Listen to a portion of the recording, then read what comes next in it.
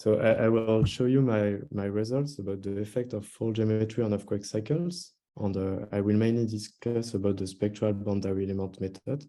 So I did this work with many collaborators over the years. And this talk is kind of an improvement over one of my previous talks 1 year ago in a SCEC meeting. So I hope you will enjoy it.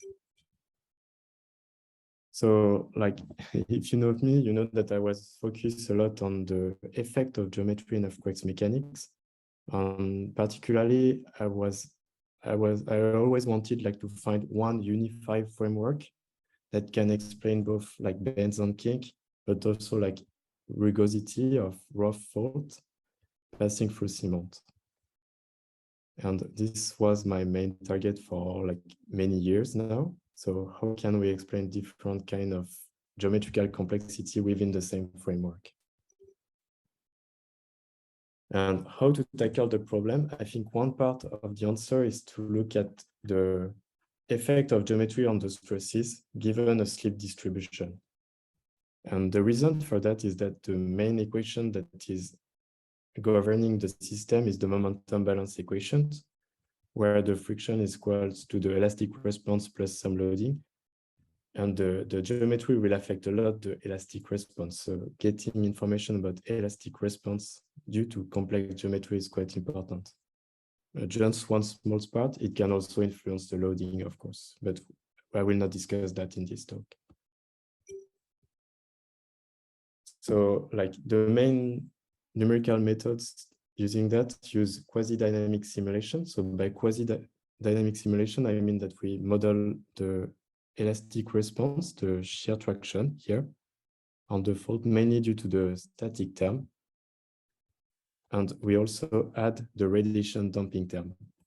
The radiation damping term accounts for the instantaneous response on the fault, and it allows us to add some dynamics of the fault. This was used, for example, by Ozawa and Ando to model aftershocks, and it was also used to model foreshocks on rough fault. So it allows fast computation, allows non-planar geometry, but one drawback for that is that it does not account for wave propagation. Another way to do that is to use fully dynamic simulation, this time in opposition to the previous one. And this time we model the full wave field, so that you can see here. So one way is to keep this convolution into space and time and do the calculation. The advantages of that is we account for wave propagation and we allow for non-planar geometry, but the drawback is that we have a double convolution over space and time, so it's very computationally intensive. On the other hand, the spectral time boundary method, so use the fast Fourier transform to calculate this convolution, so it's much faster. It also accounts for wave propagation, but the drawback is that it does not allow for non-planar fault geometry. And here in this talk, I will show you like there is one way actually to take the advantage of spectral boundary method and incorporate some non-planar fault geometry effects. So here it's just a recall. I will describe you, like I want to recall you what is the curvature of a fault because I will use it a lot in my talk. So the curvature is actually the 1 over the radius of the tangential cycle, for example, at this point.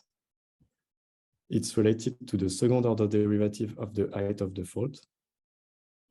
Well, to get physical interpretation of that, you can just see that this is very low curvature, and actually 0 curvature means a flat fault, and this is very highly curved. So there is high curvature at this point. So like, well, as I say, one way to investigate that is to look at the stresses from a slip distribution. So if we keep it simple, imagine that we have already access to the slip distribution and we are interested in calculating the shear traction along the fault. We can use this integral where the shear traction is just the Hilbert transform of the slip derivative along the fault. So here you can imagine an elliptical slip distribution, and this is the shear traction calculated using this integral. One important point is that for a flat fault, the normal traction is not changing. On a second important point is that this integral can be very easily calculated using spectral domain. Now, if we look at what happened for non-planar fold geometry, the equation gets much more complex. One thing to notice here is that we have a new term that this time does not depend on the derivative of slip, but also depends on curvature times slip. This term has a nice property that if we assume that the slope of the fold is small, it means that this distance over this distance is small. We can actually remove many terms. So like all the terms that are crossed in red. And it will remain only one term, which is pretty simple. That's just the solution for a flat fold. So for a non-planar fold, if we assume that the slope of the fold is small, we will get that the shear traction is identical to the flat fold case. However, if we look now at the normal traction, we get again a very complex formula, and we can do the same, like assuming the slope of the fold is small, we will remove many terms, all in red cross, and only one term will remain. And this term will be like the Hilbert transform of the curvature times the slip of the fold. Like some important things to notice is that this term is null for a flat fold, because for flat fold, curvature is 0. It's quite different result from the flat fold case. Like the main effect of geometry means that the main effect of geometry is to change normal traction. And a last comment, assuming a small slope of the fold does not mean that the curvature is always small. Like you can imagine a kink, for example, it's very high curvature, but the slope of the fold will be still quite small.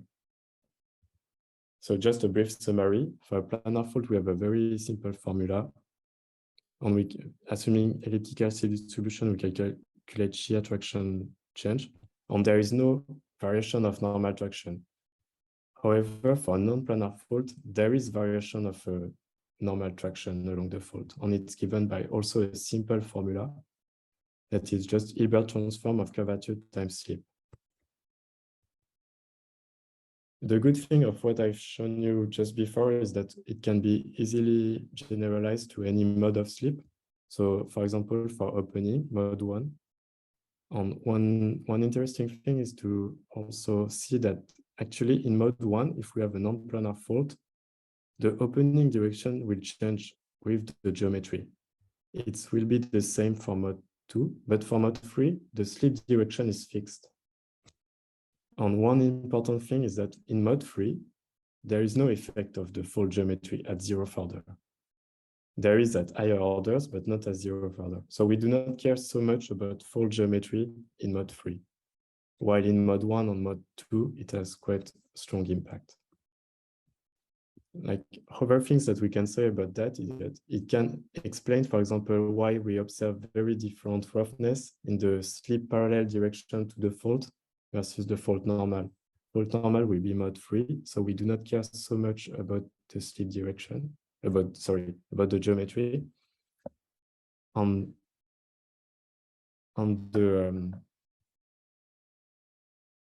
So we do not care so much about the fold geometry. In contrary, in the slip parallel direction, we care about the fold geometry, so it will like decrease the roughness in this direction. Also, this kind of result can help to understand better the couple model between mode 2 and mode 3, because we get analytical solutions. And finally, using the same method, we can have access to higher order influence of the geometry on the stress. So finally, like to build a spectral method, I will just use the static results and then transform the space-time convolution into spectral time. Actually, what is the nice thing about this method is that it's readily applicable to 3D fully dynamic. So we can do the same thing, where you can see the mode 2 effect here on these are shear traction on normal traction, the mode 3 effect on some normal traction shunt that is due to mode 2. We can isolate the static term, on the dynamic term. So for example, for quasi-dynamic simulation, we just remove all the dynamic terms.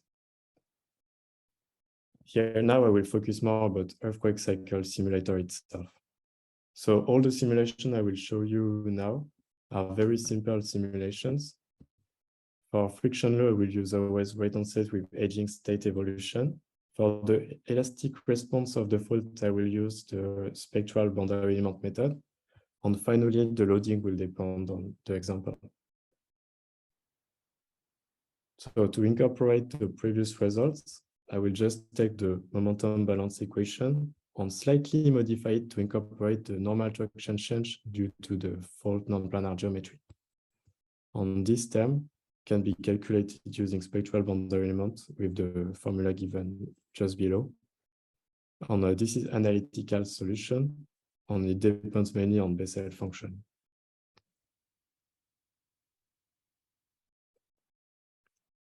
So finally, the last important point in my code, I will just focus like briefly on the time solver of the code. For the time solver, I'm using quite classic method, I think, where I'm calculating in parallel one full time step on two half time steps. The mistake, the error done for the two smaller time step, it's smaller. And if we compare with the full time step, we can calculate an error actually. And I'm using this to update the time for the next calculation. And the big advantage of this kind of time solver is that it's independent of the physics of the system. So we do not care about the physics of the system. You can add any friction law. And also this time solver has an error control at each time step. So I know the mistake I'm doing in the time integration. One drawback is that it requires a bit more calculation, but at the same time, it's easily parallelized. And something I just want to mention here, but it needs more research on it, that it seems that the CFL condition is usually not enough in fully dynamic to obtain a small time integration error. So actually, if we use like 2 times or 3 times for CFL conjunction, it seems that the error is quite big in time integration. So now I will show you some results from Simon geometry. So here you can see the shear traction of a fault just below the normal traction of a fault. Right now it's constant because, well, the rupture didn't pass the geometrical complexity yet. Here you can see the bump. So this is just planar fault in buff in fully dynamic on 3D. So in red, you see my method, so the spectral boundary element method. In black, just below the same curve, so you don't see it. These are the exact solution using the space-time boundary element method. And finally, in blue, you can see the quasi-dynamic solution for the problem. And then we will just march in time. So this is a result that like more advanced in time. So here you see that, well, the spectral BIEM on the full solution are very close to each other, while the quasi-dynamic solution is kind of lagging behind.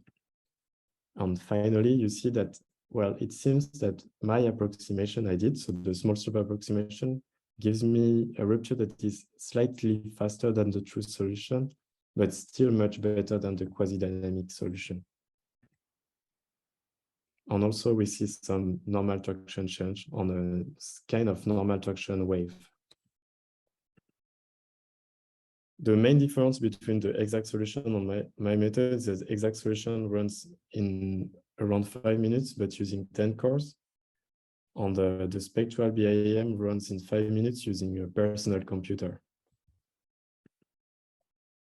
Now we will look at the picture after the earthquake has passed. So here you see the shear traction and the normal traction.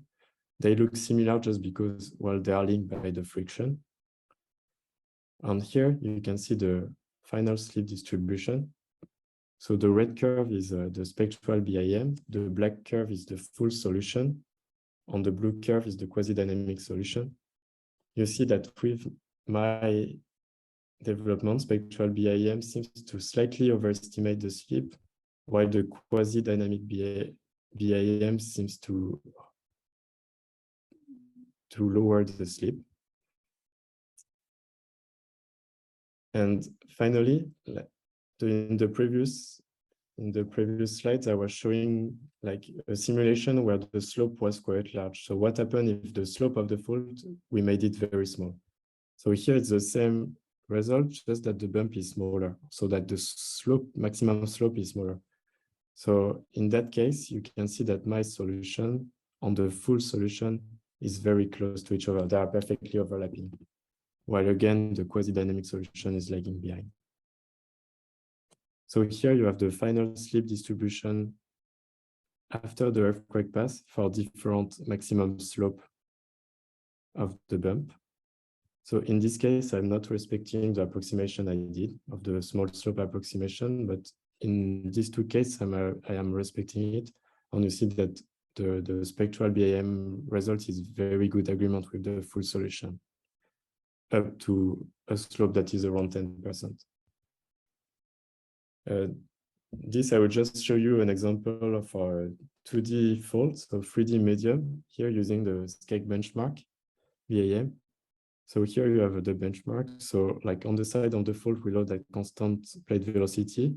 The surrounding blue area is strengthening. On the green is weakening. And I did some kind of update scale benchmark with this time a Gaussian bump in the center of the fault. So here is the result. So you see the rupture is propagating. At the beginning, they look very similar because there is no effect of geometry, just because it depends on slip, and there is no previously slip on the fault. So the rupture reach the velocity strengthening region, then it will stop. And you will see that from the second event, we already get a very different event. Please notice that here there is time. And you have seen that the rupture like propagate in different area, and it was nucleating around here and propagating in this direction. How can we explain that? Well, maybe we can explain it looking at the normal traction evolution. So again, we have the rupture developing, and on the right-hand side panel, you can see the normal traction evolution of the fault. At the beginning, there is no normal traction evolution because the term is proportional to slip, and there is no slip on the fault. Blue means compressive, red means extensional, and you will see that the second event will propagate in the extensional region actually before nucleating, which does not happen here, which does not happen for the flat fault case.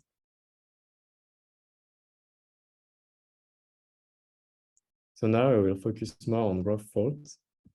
So again, I did the same kind of study with shear traction on normal traction for a rough fault on advancing in time. And you can see the same kind of effect where my spectral boundary mount method is a little in advance compared to the full solution. This is again for a quite large slope, around 10%.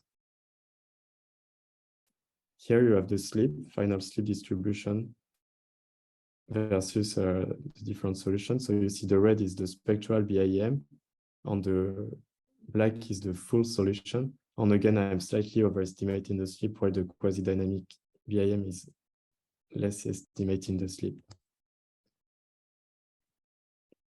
But again, it's because the previous simulation I showed you, I was breaking the assumption. So if I choose now a very small slope of the fault, the two results perfectly agree with each other.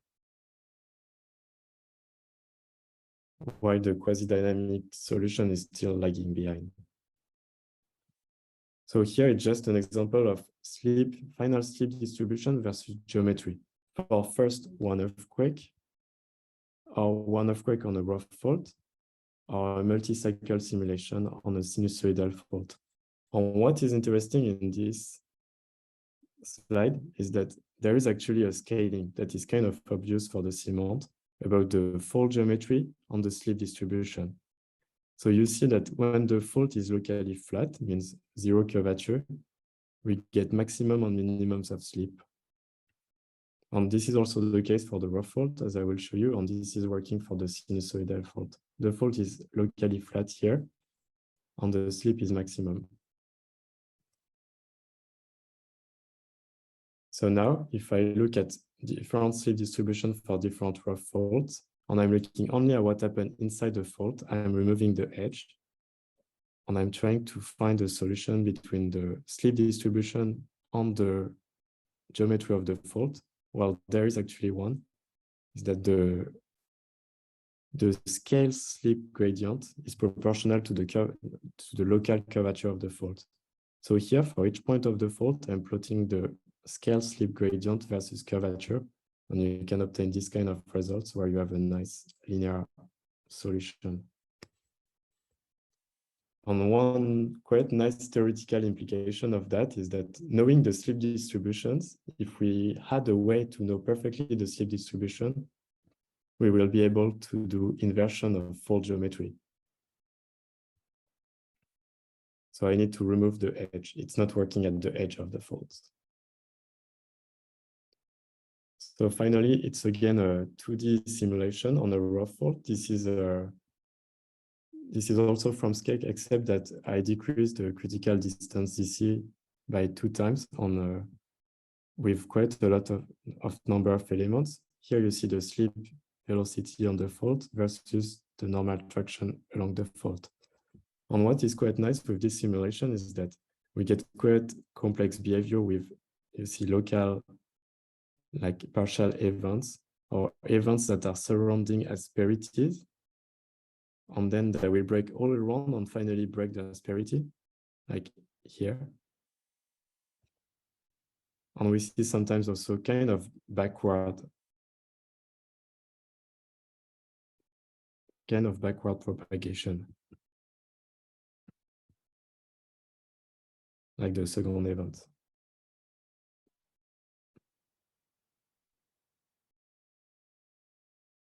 Like here we nucleate, and you see that the velocity is decreasing a lot in this region, and finally it will rupture again.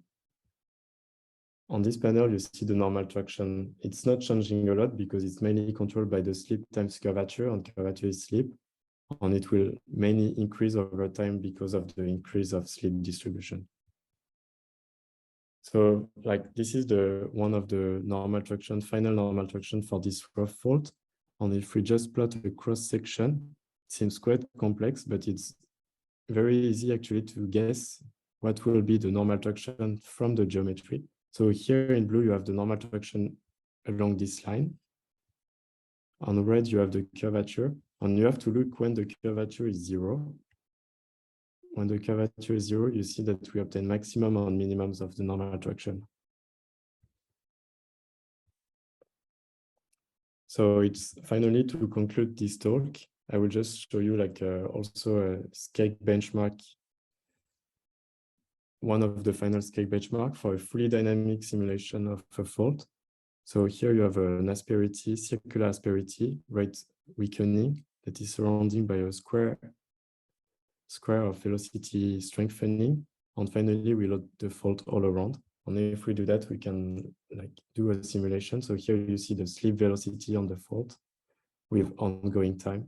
And we will get like, for this particular simulation, period doubling. So here you have an event nucleating, well, interseismic event nucleating and then propagating and then stop again. And see that it's highly nonlinear in time. So finally, to conclude, in the same framework, it allows us to understand rough faults on bends and cement. And one key point is that the main effect of fault geometry is to change the normal traction along the fault. I also show you that there is a scaling between geometry and the slip parallel to the slip direction. And if you are interested, actually, I made my code open source. So it's working in quasi-dynamic, fully dynamic, in 2D and 3D, and it's with MATLAB interface. And it will be improved in the coming month. And finally, all the simulation I have shown you so far, they were running on a desktop computer in less than 2 days, including the fully dynamic simulation and the quasi-dynamic rough fault simulation. Thank you.